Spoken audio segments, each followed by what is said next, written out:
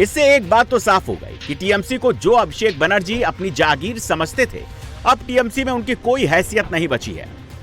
अब जो कुछ होगा टीएमसी में डेमोक्रेसी से होगा, किसी का ऑर्डर नहीं चलेगा। इस बगावत की कहानी उसी दिन लिख दी गई थी जब अभिषेक बनर्जी ने फर्जी सिग्नेचर करके शोभन देव चट्टोपाध्याय को एलओपी का लेटर स्पीकर को सौंप दिया था। बात तब और बढ़ गई जब इसकी शिकायत करने वाले ऋतुव्रत बनर्जी और संदीपन साहा को पार्टी से निकाल दिया गया। इसके बाद बागी इकट्ठा हो गए और नया गुट तैयार हो गया। मोर्चा ऋतुव्रत बनर्जी ने संभाला। जिन लोगों को इकट्ठा किया उनमें कुछ के नाम भी सामने आए।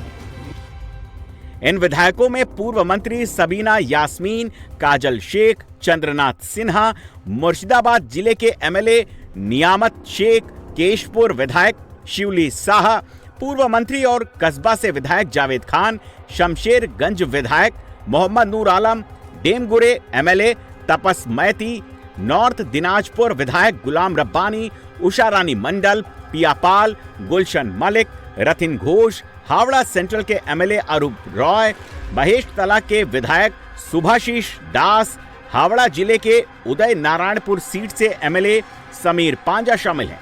ममता के लिए सबसे बड़ा झटका यह है कि इन विधायकों में वो लोग भी शामिल हैं जो कभी ममता के बेहद करीबी हुआ करते थे। इसमें काजल शेख, जावेद खान, शिवली शाह हैं।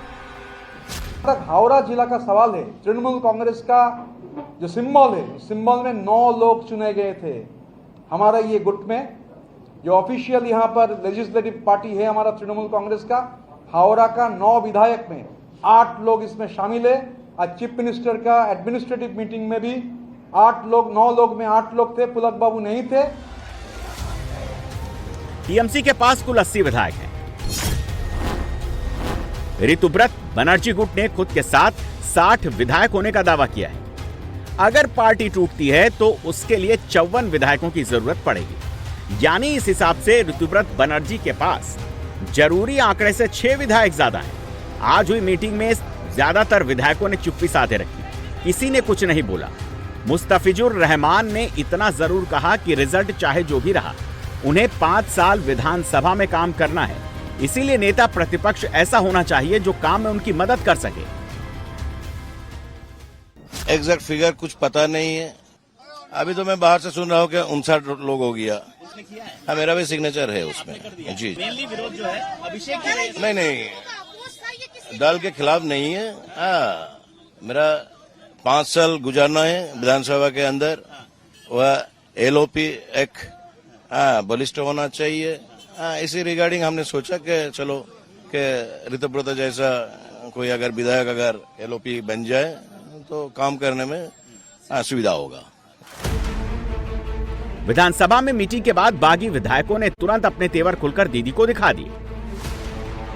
आज शुभेंदु अधिकारी ने कोलकाता, हावड़ा, साउथ 24 परगना को लेकर एडमिनिस्ट्रेटिव मीटिंग ली।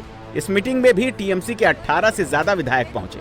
जावेद खान, नैना बनर्जी, ऋतुव्रत बनर्जी, संदीपन शाह, अशोक देव, अरुणाभा सेन, समीर पांजा, प्रियापाल, गुलशन मलिक, तपस मैती, नीलिमा मिस्त्री, अब्दुल खालेक, बहारुल इस्लाम, परशुराम दास, जयदेव हल्दर, समीर जाना इस मीटिंग में पहुंचे।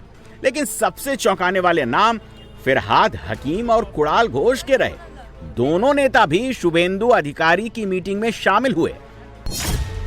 बागी विधायकों ने स्पीकर को जैसे ही चिट्ठी सौंपी, ममता का खेमा भी हरकत में आ गया। सबसे पहले कल्याण बनर्जी ने एक्स पर टीएमसी का लेटर पोस्ट किया, पुरानी परंपरा का हवाला दिया और कहा कि पहले भी नेता विपक्ष का चयन जिस पैटर्न पर होता आया है, उसी पैटर्न पर उस बार भी काम होना चाहिए। शोभन देव को नेता प्रतिपक्ष बनाना चाहिए। इसके तुरंत बाद ममता बनर्जी ने पार्टी की सारी कमेटी भंग कर दी। हालत यह है कि अब दीदी गुट को खिसियानी बिल्ली की तरह खंभा नोच रहा है। नहीं हो सकता है, वो लोग हम लोग एक खत जमा दिया, उन लोग एक खत जमा दिया। ऐसा बहुत सारा एमएलए है जिसका साइन हमारा खत में भी है, उनका खत में भी है, तो दिया, दो खत जमा किया।